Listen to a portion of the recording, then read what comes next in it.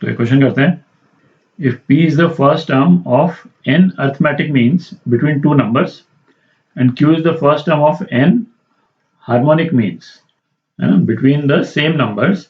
then show that q does not lie between दो terms दे रखे हैं। तो क्वेश्चन में क्या दे रखा है, दो नंबर्स अपन ले लेते हैं a और b, है ना, ये दो नंबर ले लिए अपन ने, इनके बीच में n अर्थमेटिक मीन्स है, a1 a2 कहाँ तक, an तक, ठीक है। और p जो है वो इनकी फर्स्ट टर्म है, फर्स्ट अर्थमेटिक मीन जो है वो p है, मतलब a1 जो है वो p है। मैं इसको यहाँ पे, ये a1 जो है वो एक्चुअल में p है, ठीक है, यहाँ लिख दिया। तो p की वैल्यू निकाल लेते हैं पहले तो b जो है वो क्या हो जाएगा, a plus n minus one. Total number of terms इसमें कितनी है, n प्लस टू टर्म्स है ना, n ये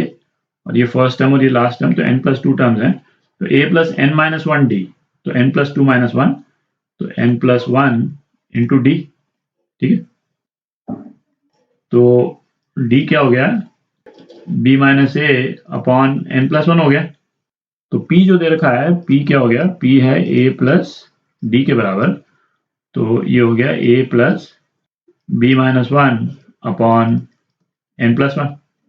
तो p का तो ये रिलेशन आ गया अपने पास में। अच्छा, इसी तरह से q दे रखा है, q क्या दे रखा है, सेम दो नंबर हैं a और b, इनके बीच में n हार्मोनिक मीन्स है, मतलब h1 h2 और ये कहाँ तक, hn तक, ठीक है। तो ये पूरी सीरीज जो है वो हार्मोनिक प्रोग्रेशन है। तो इसका जो, इनका जो रिवर्स होगा वो AP में होगा, है ना। ये यदि HP है तो AP की टर्म्स जो है वो क्या हो जाएंगी, 1/a 1/h1 1/h2, है ना, अप टिल 1/hn 1/b, है ना, ये AP में हो जाएगा। अच्छा, अब क्या दे रखा है कि फर्स्ट टर्म जो है हार्मोनिक मीन्स की ये Q है, मतलब जो ये वाली जो टर्म है, ये वाली टर्म है ना, ये H1, ठीक है, मतलब ये वाली टर्म, ये H1 जो है वो क्या है, Q है, ठीक है। तो अपन Q निकालते हैं, तो इस AP को यूज करेंगे तो 1/b जो है वो कितना हो जाएगा, 1/a plus again n plus one into D, है ना। ये वाला d डिफरेंट है इस वाले d से, मैं सेम डिनोट कर रहा हूँ इसको। तो d जो है वो कितना हो गया, 1/b माइनस 1/a और ये अपॉन n प्लस वन। तो अब 1/h1 अपन निकाल सकते हैं, ठीक है। 1/h1 जो है वो कितना हो गया, 1/h1 हो गया 1/a plus 1/b minus 1/a n plus one, ठीक है। और इसको, है ना, एक और स्टेप एक और लिख लेते हैं, 1/a plus a minus b upon a b into n plus one, ठीक है। तो ये जो है ये 1/h1 है, तो इसको अपन क्या लिख सकते हैं, ये जो है वो 1/q हो गया, क्योंकि h1 जो है वो q है, तो ये 1/q हो गया, ठीक है। अब थोड़ी जगह बना लेते हैं, केवल q और p के टर्म्स जो हैं वो अपन लिख लेंगे। तो केवल p और q से रिलेटेड टर्म्स जो हैं वो अपन ने लिख ली। तो अब पहले तो ऐसा करते हैं कि ये जो b माइनस ए अपॉन एन प्लस वन, ये दोनों एक्सप्रेशंस में आ रहा है ना, ये रिवर्स करके आ रहा है, a minus b upon n plus one. तो एक तो इसको एलिमिनेट कर लेते हैं, तो ये वाला एक्सप्रेशन लेते हैं अपन 1/q, ये कितने के बराबर, 1/a। अच्छा, तो अपने को a minus b upon n plus one चाहिए, तो ये कितना हो जाएगा, a माइनस पी हो जाएगा ये, तो 1 प्लस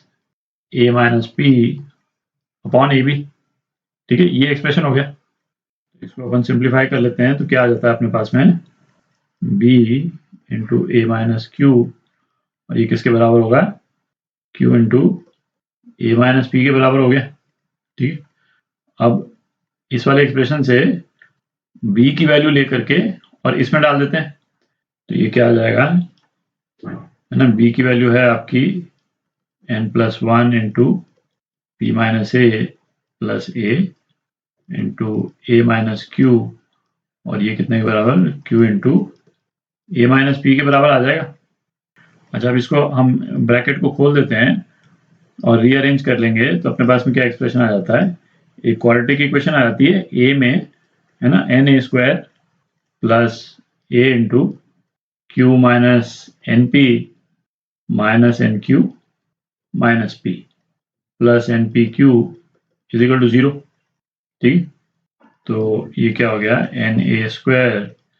प्लस A, इसको भी थोड़ा रीअरेंज कर लेते हैं, Q into 1 minus N minus P into 1 plus N plus NPQ is equal to 0। अच्छा, इस क्वाड्रेटिक इक्वेशन के रियल सॉल्यूशन के लिए अपने को क्या चाहिए कि इसका जो डिटर्मिनेंट है b² माइनस 4AC ये 0 से बड़ा होना चाहिए। ठीक है, तो इसका ये एक्सप्रेशन जो है b² माइनस 4AC वो निकालते हैं, थोड़ी जगह बना लेते हैं। अच्छा, इसका डिटर्मिनेंट कैलकुलेट करने के पहले है ना एक चीज कर लेते हैं, जैसे ये 1 माइनस n वाला जो एक्सप्रेशन आ रहा है ना यहाँ आंसर में n माइनस 1 है, तो इसको n माइनस 1 कर लेते हैं, माइनस बाहर ले लेते हैं, तो ये अंदर वाला टर्म जो है पॉजिटिव आ जाएगा, तो ये एक्सप्रेशन जो है ना वो कुछ इस टाइप का हो जाएगा, ये है ना, माइनस बाहर a n minus 1 q plus n plus 1 p plus npq is equal to 0, है ना, ये एक्सप्रेशन हो गया। अब इसको मैं क्लियर कर देता हूँ, तो b² माइनस 4AC क्या हो जाएगा, इसका डिटर्मिनेंट जो है वो हो जाएगा n minus 1 square q² plus n plus 1 square p², है ना, ये b² निकाल रहे हैं अपन, plus twice n² minus 1 pq, है ना, ये तो इसका स्क्वायर हो गया,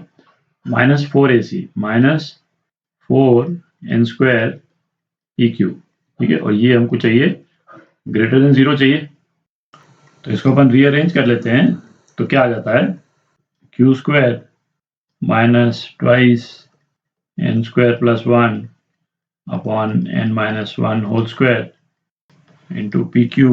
plus n plus 1 upon n minus 1 whole square p² greater than 0, है ना, ये एक्सप्रेशन आ जाता है। और इसके अपने को रूट्स निकालने हैं, है ना, ये क्वाड्रेटिक इक्वेशन है, Q में क्वाड्रेटिक इक्वेशन है, तो इसके रूट्स निकालने हैं अपने को, तो इसको है ना अपन सिंप्लीफाई कर सकते हैं, बीच वाले टर्म को अलग अलग कर देते हैं, 1 प्लस, है ना, क्योंकि n plus 1 upon n minus 1 के टर्म्स में लाना है अपने को, n plus 1 upon n minus 1 whole square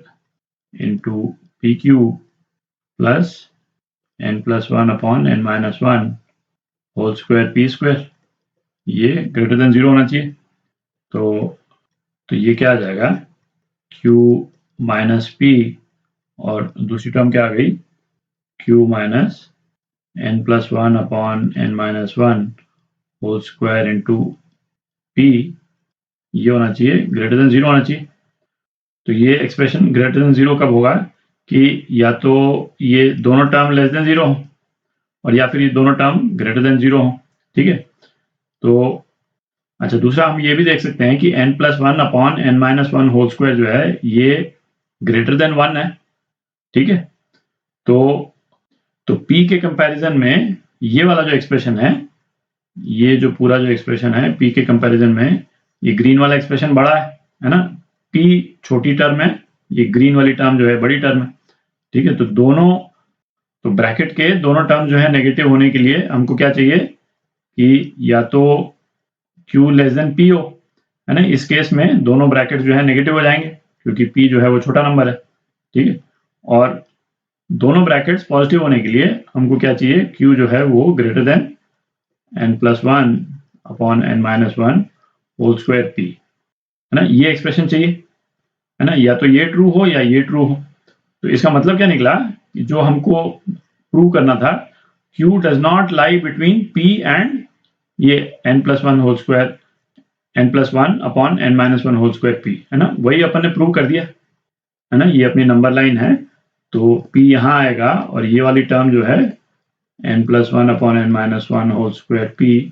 ये p के आगे कहीं पे आएगा। ठीक है, तो हमको q जो है वो या तो इस वाले पोर्शन में है या इस वाले पोर्शन में है, इसके बीच में नहीं हो सकता है ना, और यही हमने प्रूव कर दिया, तो ये आपका आंसर